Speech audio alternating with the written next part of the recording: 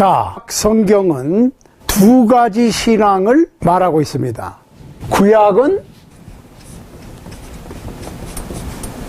유대교, 신약은 기독교. 구약은 39권, 신약은 27권인데 구약은 유대교에 대해서 말하고 있고 구약을 근거로 해서 신약이 생겨난 거예요. 그래서 이것을 옛 언약, 새 언약, 신약을 이렇게 부릅니다. 그런데 구약이나 신약이나 공통점이 한 가지 있는데 죄사함,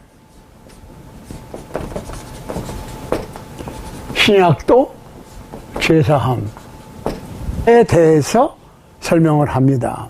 자, 이 죄사함에는 또 공통적으로 들어가는 것이 뭐냐? 피입니다.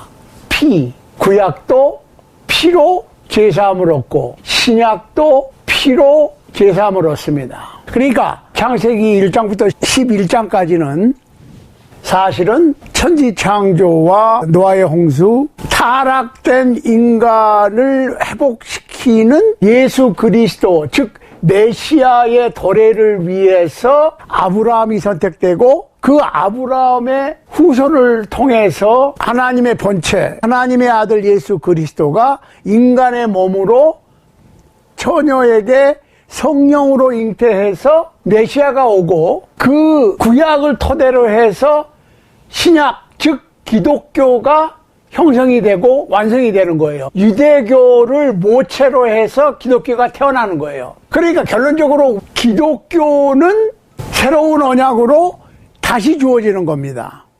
그래서 옛 언약, 새 언약 이렇게 되어 있는 거예요. 유대교의 목적은 메시아가 세상에 오는 거고 아담과 하와가 범죄한 것을 회복시키기 위해서 그것은 피인데 구약시대에는 임시 방편으로 동물의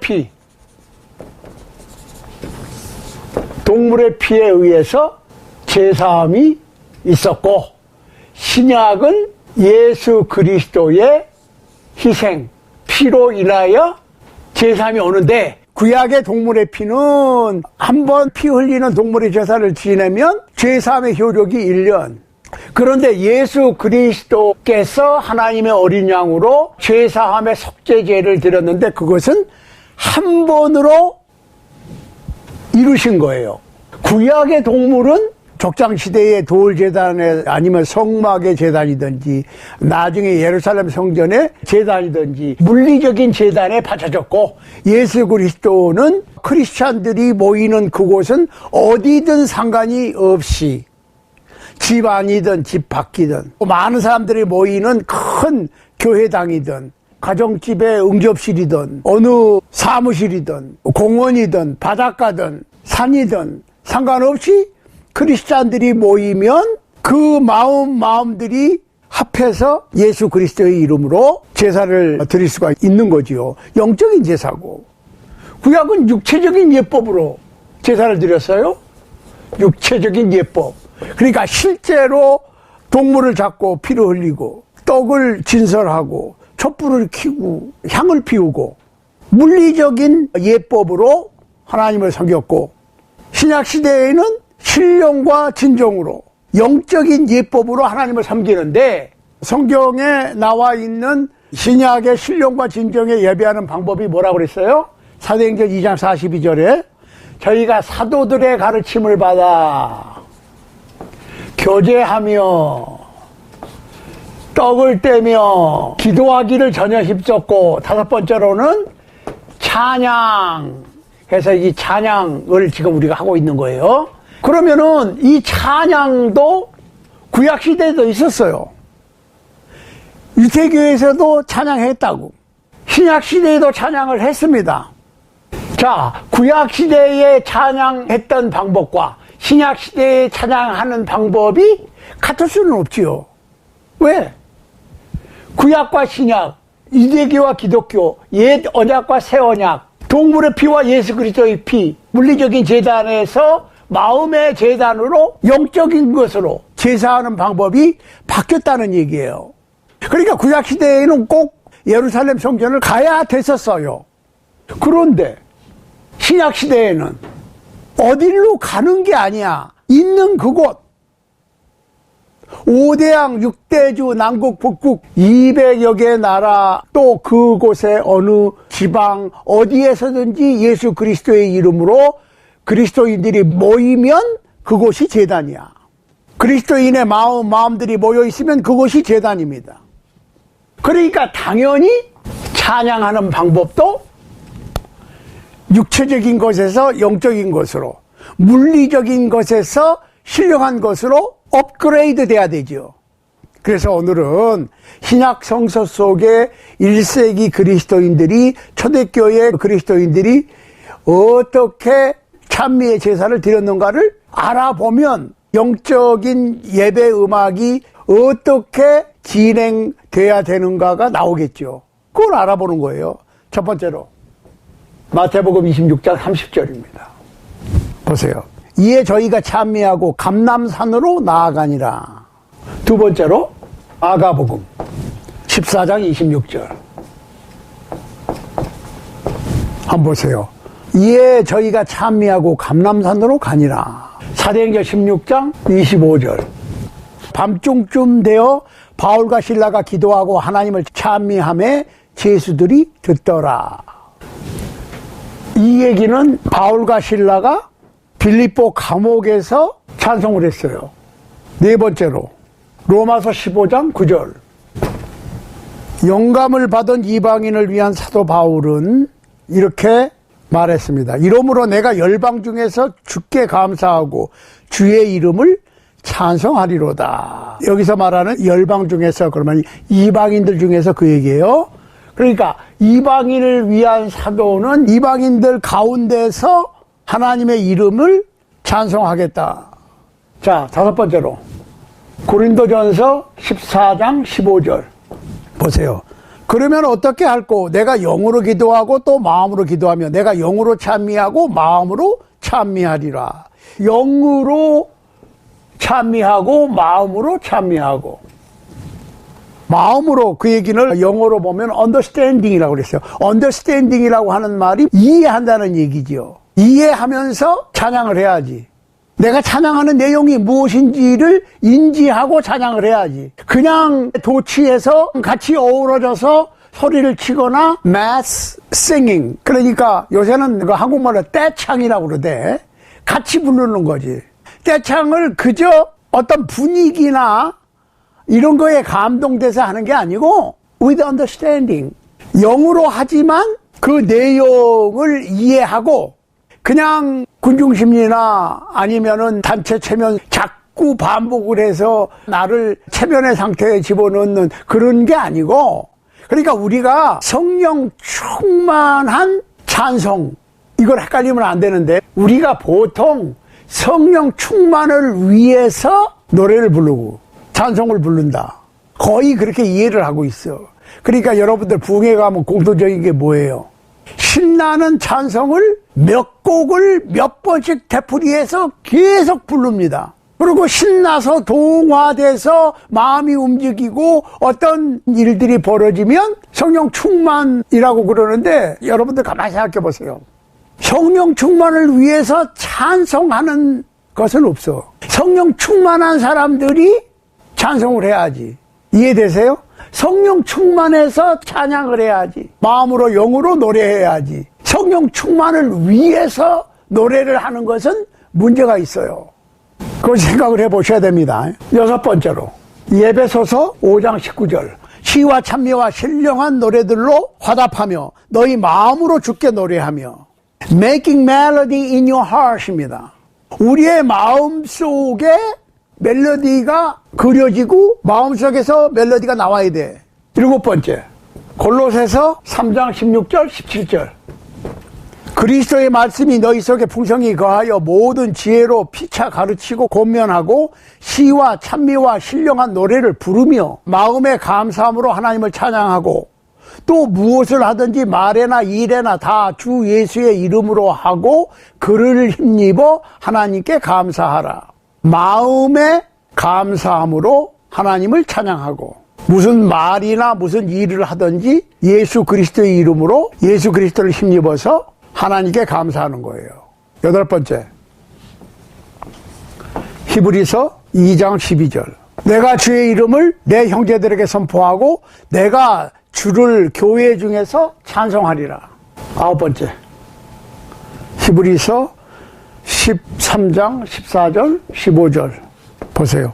우리가 여기는 영구한 도성이 없고 오직 장차 올 것을 찾나니 이러므로 우리가 예수로 말미암아 항상 찬미의 제사를 하나님께 드리자. 이는 그 이름을 증거하는 입술의 열매니라. 입술의 열매다. 이게 찬미의 제사다. 10번째로 야고보서 5장 13절. 너희 중에 고난당하는 자가 있느냐 저는 기도할 것이요 즐거워하는 자가 있느냐 저는 찬송할지니라 했어요. 이게 전부예요. 신약 성경에 나와 있는 10가지 신령과 진정의 찬송의 예입니다. 계시록에는 3가지가 있어요. 계시록 14장 2절, 계시록 15장 3절, 계시록 18장 22절에 3군데가 있는데 이거는 상징적인 표현이에요. 천국을 상징적인 언어로 언급했고 하늘에 있는 나팔, 수금 뭐 이런 거를 언급하고 있는데 이거를 만들어서 옮기고 하는 개념은 천국에 대한 상징적인 표현이지 천국에 실제로 물리적인 어떤 것으로 찬양이 진행된다는 거는 말이 안 되죠. 그렇잖아요. 구약시대에는 육체적인 예법으로 하나님을 섬겼고 신약 시대에는 신령과 진정으로 하나님을 영적인 방법으로 섬기는데 천국에서 다시 물리적인 것으로 돌아간다면 말이 안 되죠. 그렇죠?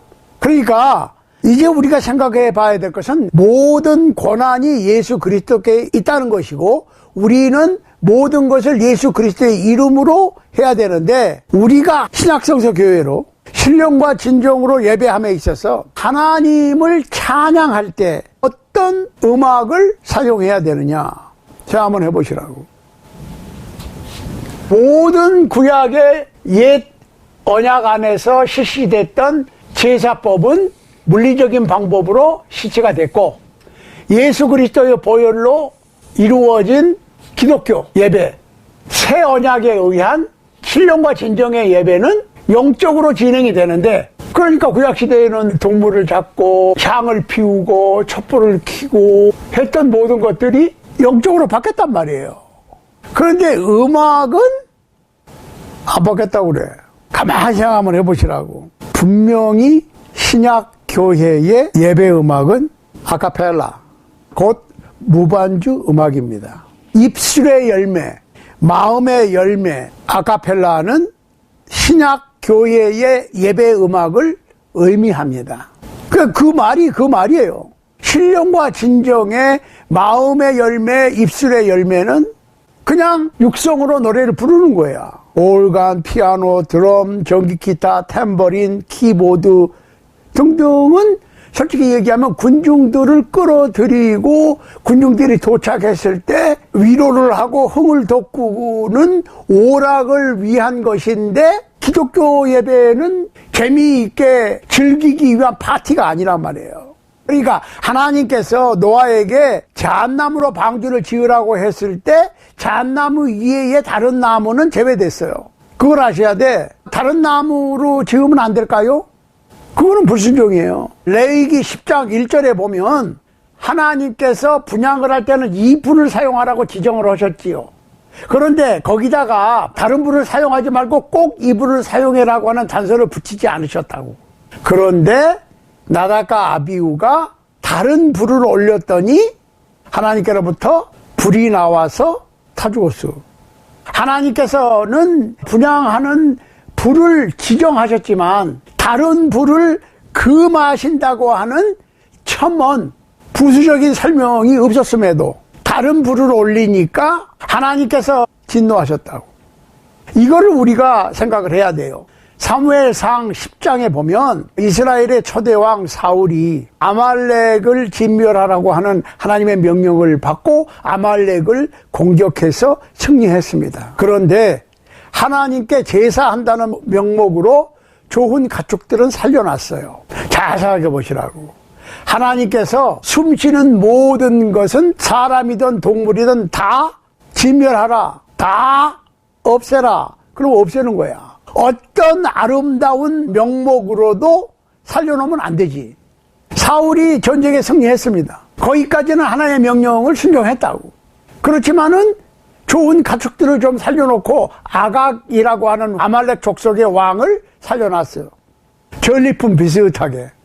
그것이 왕위에서 폐위될 만큼 그렇게 심각한 죄가 아닌 것으로 보일 수도 있습니다. 그런데 사울은 하나님께 버림을 받았어요. 그것 때문에 하나님께서는 사울 왕에게 아말렉을 쳐서 진멸하라고 그랬지 무엇이든 살려두면 안 되라고 하는 첨언, 부가적으로 설명을 하시지 않았음에도 불구하고 살려두니까 그 죄가 하나님께 버림을 받을 정도로 심각한 죄였다는 것을 주시하시기 바랍니다. 마찬가지로 하나님께서 마음으로 노래하라, 입술의 열매다 라고 말씀하셨을 때 악기를 연주하는 것을 포함시키는 것 자체가 잘못이라고. 그러니까 아모스 6장 5절 보세요. 비파에 맞추어 헛된 노래를 지절거리며 다윗처럼 자기를 위하여 악기를 제조하며 그랬는데 히브리서 10장 1절에 보면 율법은 장차 오는 좋은 일의 그림자요 실제가 아니다 라고 했으니까 율법은 실체가 아니라 그림자고 율법 아래서도 이스라엘 백성들이 하나님의 말씀을 온전히 순종하지 않았을 때에 진노하셨다면 오늘날 신령과 진정으로 예배하는 신약교회의 예배 음악으로서의 입술의 열매를 드리는 것이지 생명 없는 악기 연주는 합당치 않는 것이고 하나님께 득제하는 것이라는 말씀입니다. 그러니까 신약교회가 사도행전 2장 오순절에서 교회가 시작된 후에 수세기 동안 최소한 400년, 어떤 사람들은 1000년이라고 그래요. 교회 예배의 음악에서 악기를 사용하지 않았습니다. 교회 안에 악기 등장은 670년에 로마 가톨릭 교황 비탈리안이 악기를 쓰도록 허락을 했다고. 그 전까지는 예배 음악으로 악기를 사용하지 않았습니다. 그런데 그때 악기가 교회 예배 음악에 등장했을 때 엄청난 갈등이 있었고 논쟁이 있었고 심지어는 분열이 있었어요. 그러니까 기계적인 악기 음악은 이겨도 크리스찬이 아닌 사람들이 우상 숭배와 부도덕한 생활의 극치와 관련이 있습니다. 신약 교회들에게 처음으로 예배 음악에 악기가 도입됐을 때 크리스찬들에게 그리고 하나님께 불쾌감과 적대감이 주어졌습니다. 그런데 오늘날에는 그냥 무덤덤하게 아니면 당연히 악기를 사용하는 거야. 예배에서 5장 18절 19절 보세요.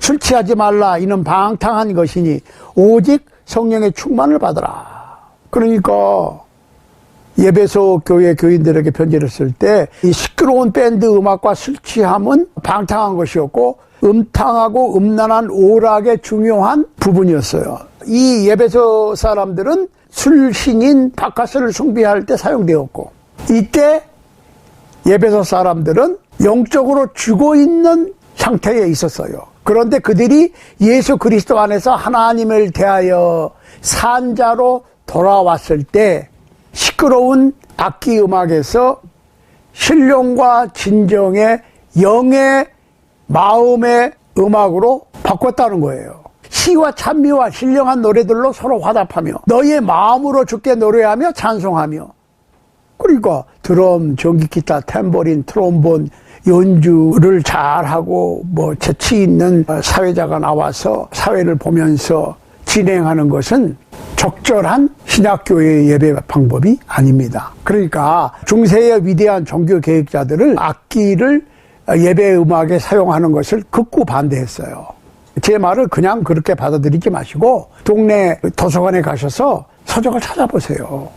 종교 계획자들이 하나님을 예배할 때 악기 사용에 대해서 어떠한 견해를 갖고 있었는가를 찾아보세요.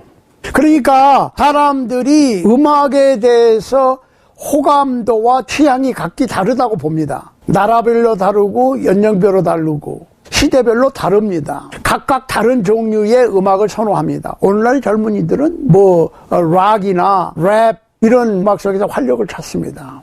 그러니까 부모님들은 아니면은 어떤 젊은 층에서도 락이나 랩을 싫어하기도 해요.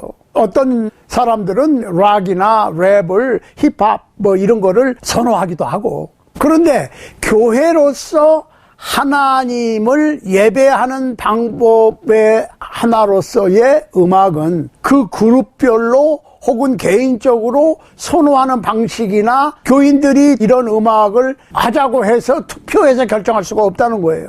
사람마다 틀려. 교회마다 틀리고 교인들도 취향이 달라. 그렇지만 우리는 악기를 사용하는 것이 좋고, 악기도 피아노 소리는 너무 딱딱하니까 싫고, 올겐이 좋고, 또 우리는 드럼, 기타, 시끄러운 밴드 음악이 좋고, 그 교회마다 어떤 악기를 사용할 것인가를 투표해가지고 결정할 부분이 아니라는 거예요. 왜? 예배는 모인 사람들이 즐기는 파티가 아니기 때문에. 오늘 우리가 신약성서 속에서 쭉 봤잖아요. 거기에 한 구절이라도 악기를 연주하거나 시끄러운 밴드 음악이 예배에 사용된 적이 있습니까? 물론 구약시대는 했어. 왜? 구약시대에는 육체적인 예법이니까. 성전이 건물이었으니까. 성전에다는 오케스트라를 쭉 진열할 수가 있지. 그럼 오늘날의 마음의 성전인데 이 속에다가 악기를 넣을 수 있어요? 물리적인 악기 연주로 신령과 진정의 예배를 한다는 것은 말이 안 맞잖아요. 구약시대에는 향을 피웠어. 그 향은 뭐예요? 성도의 기도라고 그랬어요. 신약시대에는. 구약시대는 향을 피웠는데 신약시대는 향 안 피우잖아요. 구약시대는 동물을 잡고 떡을 분설했고 술을 따라놓고 촛불을 켜고 했는데 그거 안 하잖아요. 그게 구약과 신약의 다른 점이에요. 그게 유대교와 기독교와의 다른 점이에요. 이러한 측면에서 봤을 때 이 세상의 어떤 모임이나 클럽 활동을 할 것 같으면 전체 회의에서 대중들이 원하는 방향으로 투표해서 결정할 수 있습니다. 그렇지만 신약교회에서의 예배는 투표로 결정할 문제가 아니고 신약 성서 속에 허락이 되는지 안 되는지를 잘 교회 지도자들이 분별을 해서 교인들을 설득을 시켜야지. 성경을 알지 못하는 교인들이 의견을 모아서 예배 진행의 방법이나 예배 진행의 요소들을 투표로 결정할 수는 없어요. 아카펠라 찬양은 어떤 분들은 좋아할 거고 어떤 분들은 싫어할 거예요. 그렇지만 골로새서 3장 16절 17절에 보면 무엇을 하든지 말에나 일에나 다 주 예수의 이름으로 하고, 그 얘기는 뭐예요? 예수 그리스도의 뜻대로 하고, 즉 신약 성서에 기록된 대로 하라고 그랬으니까 교회 지도자들은 신약 성서를 잘 연구를 해서 어떻게 하는 것이 하나님을 기쁘시게 해드리는 예배를 하나님께 드릴 수 있는가를 진실로 열망하고 노력하고 가르치고 격려하고 해야 할 것이라는 말씀입니다. 그러니까 교회 지도자들은 하나님의 뜻을 행하는 데 헌신해야 되고, 교회가 어떻게 하나님을 섬기고 크리스찬들이 어떻게 하나님의 뜻에 따르는 예배와 신앙생활을 할 수 있을 것인가를 잘 연구를 해야 돼요. 그리고 가르쳐야 돼요. 그러니까 예배는 좀 성경하고 다르게 해도 대중들이 좋아하면 괜찮고 하는 건 아니에요. 그러니까 설교자들은 대중들이 원하는 설교, 원하는 가르침을 주는 게 아니라 현대 대중들이 꼭 알고 들어야 될 말씀을 가르쳐야 될 필요가 있습니다. 하나님께서 성경적으로 인생을 살고 성경적으로 하나님을 예배하는 방법을 찾는 여러분들에게 복을 주시는 겁니다. 하나님께서 우리 모두에게 복 주시기를 간절히 소원합니다.